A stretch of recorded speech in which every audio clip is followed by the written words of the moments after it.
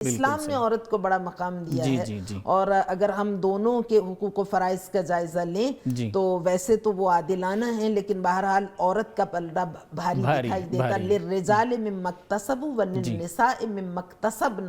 خالق کائنات نے قرآن کریم میں یہ بیان کیا، مرد کبھی اگر عورت پہ واجب نہیں کہ وہ پیسہ ارن کرے، لیکن اگر اس کی خواہش ہو، وہ اپنا وقت گزارنا چاہتی ہے، وہ جاب کرنا چاہتی ہے، تو مرد اس پہ پابندی بھی نہیں لگا سکتا۔ اور اگر وہ کمائے گی تو مرد کا اس کی کمائی میں کوئی حق نہیں۔ للنساء مما اکتسبن۔ جبکہ مغرب میں ہمیں ایسی کوئی چیز دکھائی نہیں دیتی۔ مغرب کی عورت مزدور ہے، مغرب کی عورت محروم ہے۔ یہ ارشاد فرمائیے کہ عام طور پہ ہمارے معاشرے میں یہ تو ایک مردوں کو تو حق حاصل ہے ہی ہے کہ بچے کہیں پہ اپنی مرضی سے شادی کر لیں، تو گھر والے بھی کہتے ہیں کہ اچھا جی بچہ ہے۔ حالانکہ قرآن میں سورہ نساء میں بڑا واضح ہے، فَانْكِحُوا مَا طَابَ لَكُم مِّنَ النِّسَاءِ مَثْنَىٰ وَثُلَاثَ وَرُبَاعَ، کہ ان عورتوں سے آپ نکاح کرو جو تمہیں پسند ہیں، 2 2 3 3 4 4 یہاں تک۔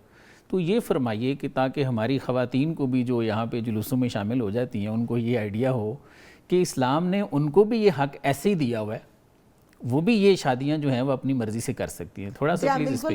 اچھا، عورت شادی بھی مرضی سے کر سکتی ہے، اور مرضی سے مراد وہی میں نے آپ سے بیان کیا کہ اپنی جو اس کے شرف کے دائرے ہیں ان کی پاسداری کرتے ہوئے اپنے مزاج سے جو اسے ہم آہنگ دکھائی دے، جو بہتر دکھائی دے، اس سے شادی کر سکتی ہے۔ اس میں کوئی حرج کی بات نہیں، بلکہ بہتر یہی ہے کہ جس کے ساتھ زندگی گزارنی ہے پہلے اچھی طرح سے جائزہ لے کہ وہ اس کے مزاج سے مطابقت رکھتا ہے یا نہیں رکھتا۔ تو یہ ایک مستحسن عمل ہے، بجائے اس کے کہ اسے گائے بھینس کی طرح کسی بھی کھونٹے سے باندھ دیا جائے اور اس کی مرضی دریافت نہ کی جائے، اس کے مزاجی مسائل اور ہوں، اس کے پارٹنر کا مزاج اور طرح کا ہو، تو یہ تو بڑے بعد میں پھر وہ چل ہی نہ سکے شادی کا باعث بنے گا۔ تو وہ کر سکتی ہے شادی۔ اس کے علاوہ بھی اسلام نے عورت کو بہت زیادہ حقوق دیے ہیں۔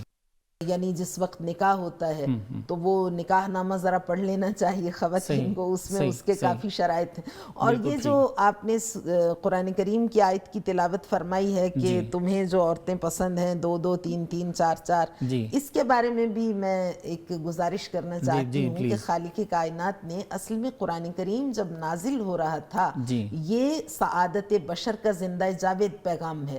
ہم اس کو کسی ایک مخصوص دور میں منحصر نہیں کر سکتے، ہم اس زمانے سے متعلق اس کو قرار نہیں دے سکتے کہ یہ جب نازل ہو رہا تھا تو شرائط اور حالات یہ تھے، لیکن میں کچھ اور بیان کرنا چاہتی ہوں۔ اسلام جب ظہور پذیر ہوا تو زمانہ جاہلیت تھا۔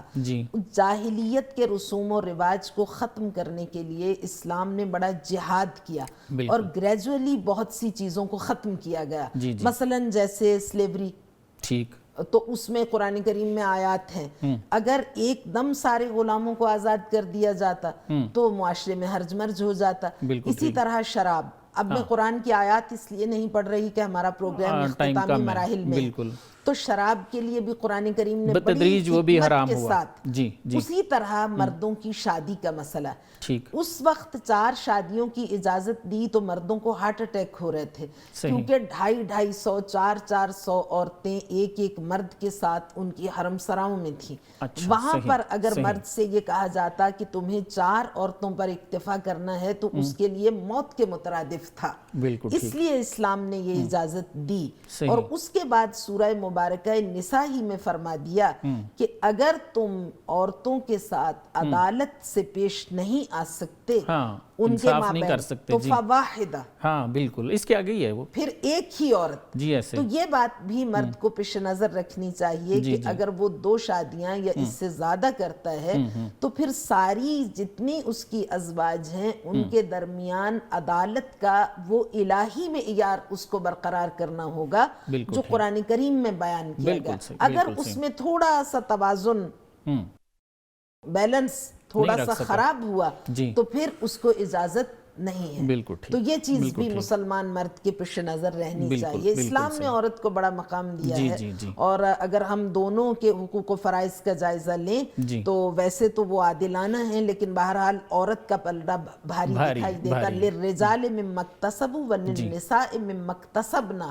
خالق کائنات نے قرآن کریم میں یہ بیان کیا, مرد کبھی اگر عورت پہ واجب نہیں کہ وہ پیسہ ارن کرے, لیکن اگر اس کی خواہش ہو, وہ اپنا وقت گزارنا چاہتی ہے, وہ جاب کرنا چاہتی ہے, تو مرد اس پہ پابندی بھی نہیں لگا سکتا. اور اگر وہ کمائے گی تو مرد کا اس کی کمائی میں کوئی حق نہیں. للنساء مما اکتسبنا. جبکہ مغرب میں ہمیں ایسی کوئی چیز دکھائی نہیں دیتی. مغرب کی عورت مزدور ہے, مغرب کی عورت محروم ہے. یہ تو میرا کویسچن تھا جو آپ نے لے لیا میم. اس پہ ضرور کچھ ارشاد فرمائیے کہ کیا مغرب میں عورت کو یہ جتنی چیزیں ہم نے یہاں پہ گنی ہیں اور اسلام نے جتنے حقوق عورت کو دیے ہیں, کیا یہ مغرب میں عورت کو حاصل ہیں؟ ہرگز. مغرب میں عورت سسک رہی ہے. اور میں صرف یہ نہیں کہ وہاں جاتی ہوں, میں امریکہ میں رہی بھی ہوں. میں نے امریکن یورپین خواتین کی حالت دیکھی ہے, ان کی حالت زار دیکھی ہے. ان کی کوئی عزت نہیں, ان کا کوئی مقام نہیں, ان کے کوئی حقوق نہیں. وہ ہسبینڈ وائف بھی اجنبیوں کی طرح رہتے ہیں, نان مسلم. اور اتنے زیادہ خود غرض, اتنی زیادہ سیلفشنس. اسلام نے تو عورت کو ملکہ بنا کے پیش کیا ہے, اور اتنے حقوق دیے ہیں اسلام نے. اس لیے ہم کہتے ہیں کہ مغرب فاقد حیا و عزت و عظمت ہے. جہاں آنکھوں کو خیرہ کر دینے والی روشنیوں کے اندر قلب و روح کو وحشت زدہ کر دینے والی تاریکیاں پنپتی ہیں, جہاں آزادی کے پرفریب دام میں انسانیت کو غلامی و بردگی کا طوق پہنایا جاتا ہے. اسلام نے عورت کو تقدس عطا کیا. اسلام کی شعائیں پاکیزہ زندگی کا تصور دیتی ہیں, حیات انسانی کے ہر گوشے پر نور ڈالتی ہیں.